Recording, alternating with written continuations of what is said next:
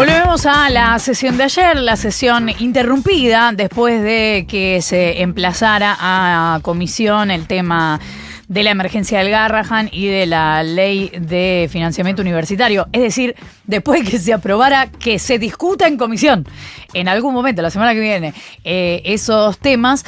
Cuando había otros en agenda, se armó esta discusión, este griterío en las escaleras de algunos diputados, algunas diputadas que estaban levantados de sus bancas, y se interrumpió la sesión porque entonces no había quórum para seguir. Quien estaba formando parte de esa discusión en las escaleras contaba Nico los detalles y lo que se estaban diciendo entre sí, libertarios y peronistas, es Paula Penaca, diputada nacional por la Ciudad de Buenos Aires del bloque Unión por la Patria, militante de la Cámpora. Paula, buenos días. Florencia Halfon te saluda. ¿Cómo te va?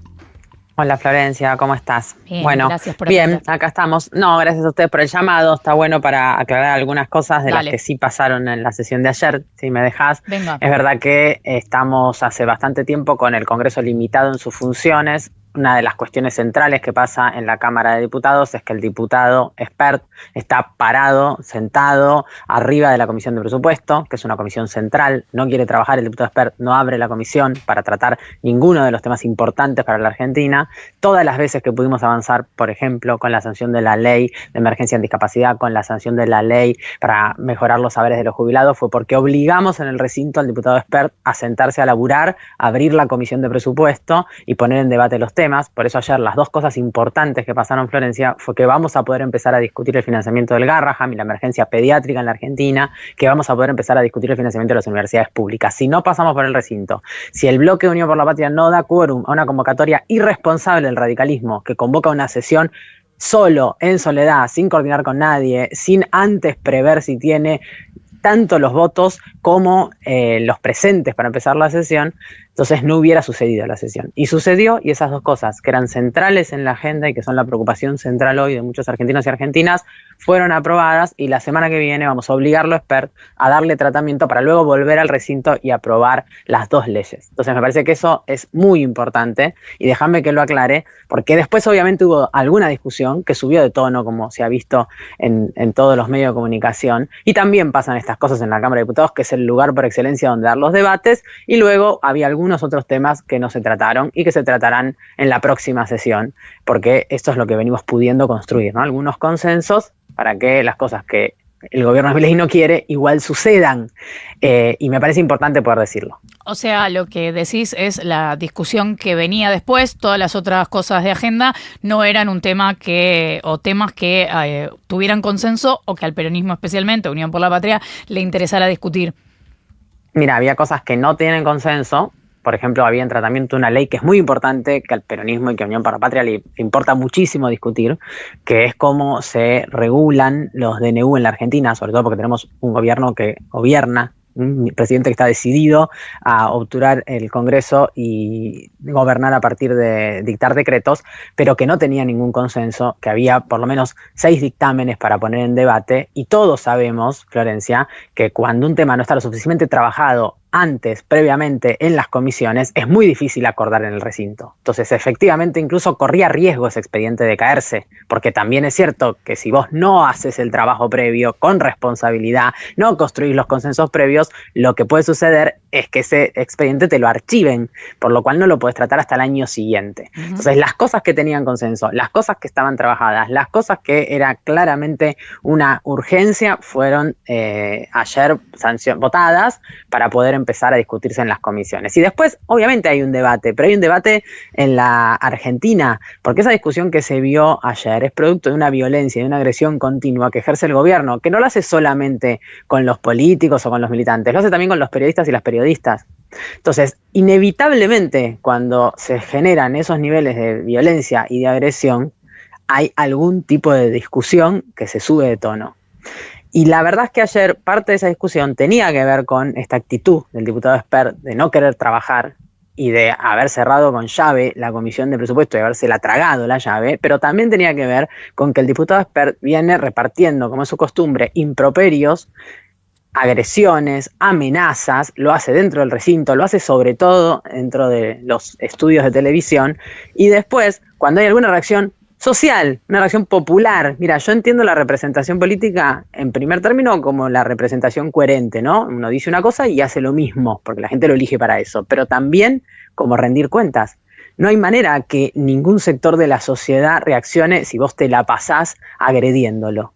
Entonces, el diputado Espert ataca como un macho, pero se defiende como un cobarde, porque se esconde en la justicia, en la ministra pistolera de Milei, en el propio gobierno, y terminan 5 militantes, como sucedió ayer, presas en las manos de la mafia judicial, además de la jueza Arroyo Salgado, que de una manera totalmente irregular mantiene incomunicada hoy todavía a 4 personas, que mantuvo incomunicada por 48 horas a Alesia Abaigar, que ahora está ya detenida en el penal de Ezeiza, que lo hizo también con su mamá de 70 años, solo por el hecho de que tenía una cédula azul de un auto que fue visto en un lugar donde presuntamente se cometió una contravención.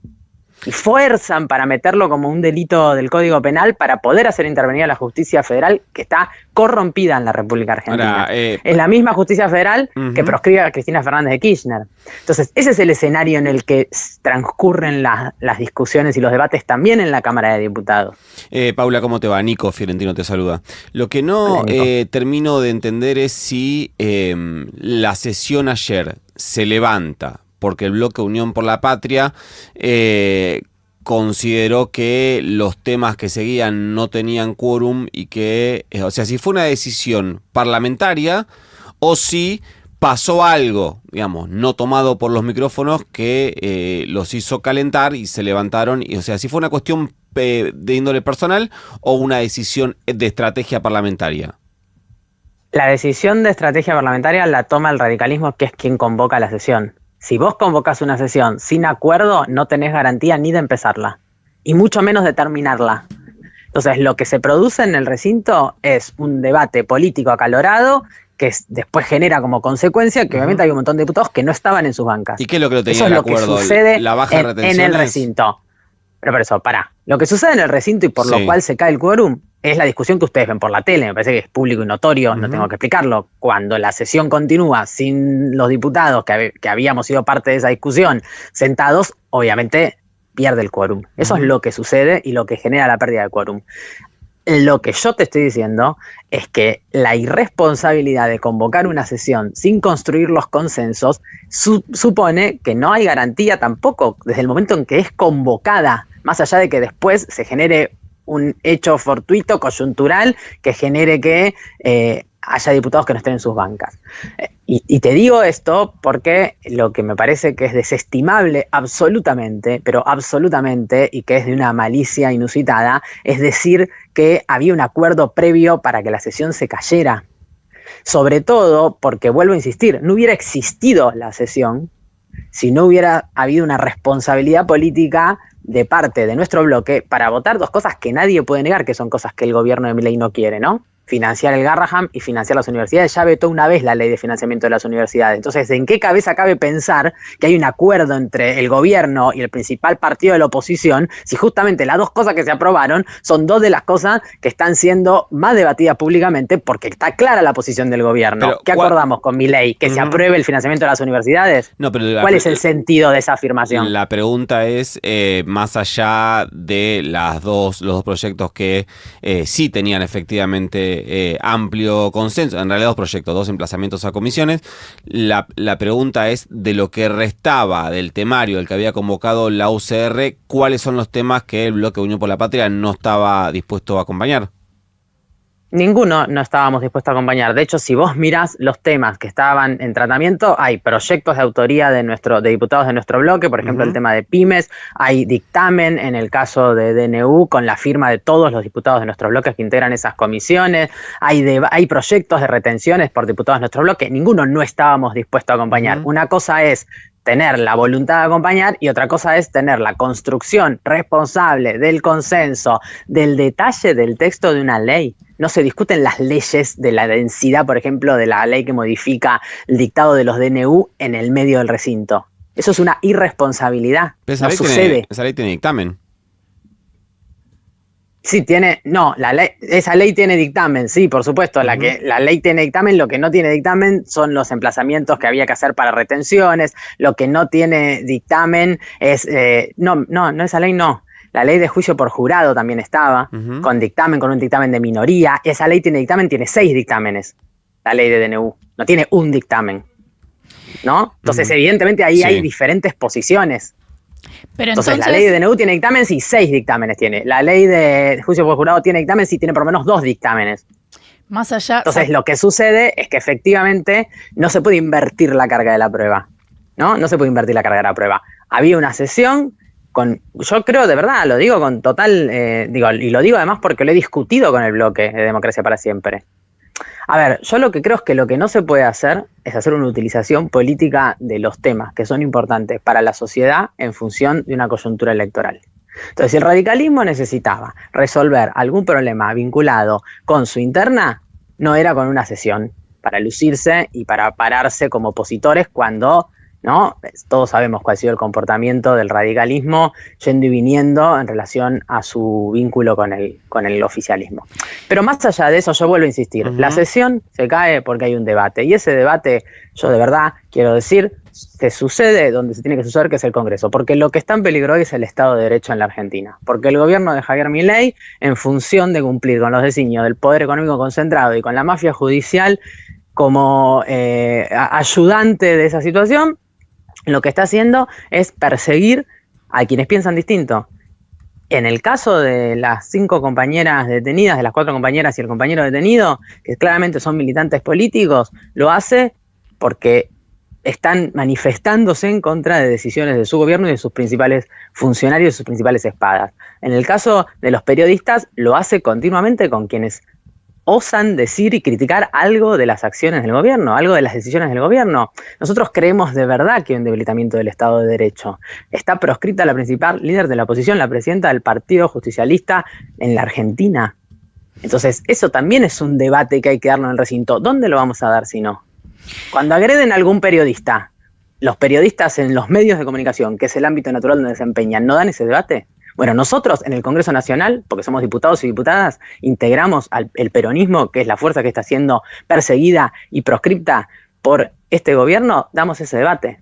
Y si ese debate sube un poco de tono, me parece que es lógico que eso suceda, y que suceda ahí adentro, no en los canales de televisión, porque esto está desvirtuado, ¿no? Cuando va Spert a un canal de televisión y dice hay que colgar a 5 en la plaza pública como escarnio y antes llenarlos de agujero, y eso es el mensaje para decirle el próximo vas a ser vos hijo de puta, o dice cárcel o bala, entonces la cárcel es para los militantes políticos del peronismo y la bala es para Pablo Grillo, que casualmente es un fotoperiodista, ¿no? O le dice a la hija de la 2 veces presidenta de la Nación, vicepresidenta, senadora, diputada, presidenta del Partido Justicialista Nacional, que se siente ser una reverenda hija de puta, porque es la verdadera hija de puta, porque la madre que tiene. Se entiende la discusión que tuvieron con Spert y se entiende también los argumentos que das por los cuales considera Unión por la Patria que no estaban dadas las condiciones para tratar los otros temas, y a la vez, si bien es una lectura demasiado forzada, como bien decís, pensar en un acuerdo entre La Libertad Avanza y Unión por la Patria, sí es cierto que en ese punto, y por razones bien distintas, como bien relatás, tenían el mismo objetivo. No sé si teníamos el mismo objetivo. ¿En qué? ¿Juicio por jurado? Miren los dictámenes. Tienen la firma del oficialismo los dictámenes de juicio por jurado. Que es un tema que metió en el temario el radicalismo. Entonces el radicalismo tenía un acuerdo con La Libertad Avanza porque puso en el temario un tema en el que el PRO está de acuerdo y sectores de La Libertad Avanza están de acuerdo. Miren, yo creo que si uno le busca la vuelta puede construir cualquier relato. Me parece que hay que fijarse cuáles son las cosas prioritarias para discutir hoy en Argentina y cuáles no. Entonces yo no tengo problema, si ustedes podemos ir a mirar el detalle, cómo fueron las discusiones de los expedientes que sí tienen dictamen en cada comisión, van a ver que incluso, por ejemplo, incluso en el caso de juicio por jurado, hay muchas de las cosas que están incorporadas en el dictamen que fueron aportadas por nosotros, o sea que todos los bloques aportamos a eso. En el caso de la ley de DNU, vuelvo a decir, hay 6 dictámenes, hay diferentes miradas, pero vos decís no estaban posiciones. dadas las condiciones para que salgan, pues no había consenso para que saliera lo que les interesó. Yo creo que cuando mira, yo te digo nuestra práctica parlamentaria. Nosotros somos responsables en nuestra práctica parlamentaria. Cuando yo convoco una sesión, antes trabajo. no la convoco para salir por los medios. Y eso es lo que te estoy diciendo. Uh-huh. Lo que te digo es eso. Entonces, cuando uno trabaja con responsabilidad política y con responsabilidad de cara a la gente, porque lo que, Flor, a ver, lo que pasa dentro del Congreso, aunque mucha gente hoy lo tenga disociado, después impacta en la vida cotidiana de la sociedad. Entonces, no es lo mismo, no da lo mismo, no lo puedo hacer para tener un poquito de prensa y de salir a hacerme, no, qué bien, mira, convoqué esta sesión. Hay que hacerlo con responsabilidad. Entonces, yo lo que digo es, no nos reclamen a nosotros la responsabilidad que no tuvieron ellos. Y mucho menos construyan sobre una responsabilidad propia que puede generar, si vos no trabajás bien, que una sesión termine sin tener los objetivos o sin cumplir los objetivos que vos te proponías, no construyas sobre eso un relato acusatorio de una fuerza política que yo no veo a ninguno de los otros bloques opositores en el Congreso de la Nación con tanta claridad en relación a su posicionamiento de cara a este gobierno. Y si lo hace el radicalismo por un interés político, déjame que yo en este medio de comunicación, donde entiendo que ustedes intentan profundizar un poco más en los análisis, haga esta aclaración. Pero me parece que es eso, digo, no me parece que haya mucho más, porque después hay una complejidad también en el funcionamiento de la Cámara y cómo se construyen esos consensos y cuáles son las opciones cuando uno pone a debate algunos temas sin la responsabilidad de haber más o menos direccionado cuál va a ser el resultado de ese debate. Entonces, yo te digo las dos cosas. En este clima de violencia política y en esta escena que construye este gobierno, que es cada vez más de un estado de excepción, con prácticas como estas detenciones ilegales, con prácticas como la proscripción de Cristina Fernández de Kirchner, hoy siguen 5 personas detenidas irregularmente, incomunicadas, con secreto de sumario, su causa, sin saber cuál es la situación de la que la acusan, con el antecedente de la detención de Alesia Baigar, que está ya en el penal de Ezeiza, con su mamá ayer contando, yo te digo dos cosas. Sí, lo escuchamos recién. Que contaba su mamá, no sé si la escuchamos porque de verdad, mamá. Sí. Porque también hay que poder tener esa sensibilidad. Esas personas son militantes, compañeras de muchas de las diputadas que estaban ayer sentadas. Y ayer su mamá contó la escena terrible de la persona que a los gritos daba órdenes diciendo que le saquen fotos de la cara y entonces le hicieron 3 sesiones de fotos hasta que no cumplieron. Con bueno, y la hermana, porque la hermana de Aldana Mucio contó que a Aldana Mucio cuando la detienen, la hacen salir de la casa e ingresar al patrullero esposada y la filmaban, y como no les gustó cómo salió la filmación, le hicieron repetir la escena. Le dijeron, mira, vamos a volver a entrar a la casa y vamos a volver a salir hasta el patrullero para volver a filmarla. ¿A eso nadie le llama la atención? ¿No es algo para debatir en el recinto del Congreso Nacional que se esté llevando puesta la democracia, que se estén llevando puestas todas las reglas del Estado de Derecho, que haya una justicia servil a las necesidades del poder político y del poder económico en la Argentina? Porque esto hoy es un peligro para estos compañeros que están detenidos, para estos militantes, pero esto es un peligro para todos los ciudadanos. Porque si la justicia funciona así de corrompida, nadie puede buscar justicia en la Argentina. Nadie. Y yo te digo otra cosa. Si estas personas, estos 5 militantes, cometieron una contravención, que se los juzgue y que se les aplique la sanción que corresponde, pero tiene que haber una proporcionalidad. Esto no es investigación judicial, esto es persecución política. Y así como la proscriben a Cristina, intentan hacer lo mismo para que todos los militantes, todos los que tienen algo para decir en contra del gobierno, tengan miedo y quieren disciplinar. Y me parece que eso es un tema central. Y hay algunos dentro de esa fuerza política que son los instigadores de esto. Y uno es Espert. Que es diputado nacional y que no solamente se la pasa violentando y agrediendo, sino que además agrede y violenta a todos los sectores de la sociedad cuando se para arriba de la Comisión de Presupuesto y después vota en contra, además, por supuesto. Primero intenta que no se traten los temas y después vota en contra. Entonces yo creo que lo más importante de lo que pasa en un recinto es cómo representamos a los ciudadanos y las ciudadanas. Nuestro bloque votó en contra de la ley bases, votó a favor de los jubilados, votó a favor del Garrahan, votó a favor de los discapacitados. Votó ayer, de nuevo volvió a votar a favor de las universidades. Bueno, yo eso déjame que lo diga porque me parece que es lo más importante en estos tiempos que corren. No puedo estar bocado. Es Paula Penaca, diputada nacional por la Ciudad de Buenos Aires del Bloque Unión por la Patria. Gracias, Paula, por habernos atendido. Gracias a ustedes por haberme dejado expresar. Les mando un abrazo grande. Otro para vos. 20 minutos para las 10 de la mañana.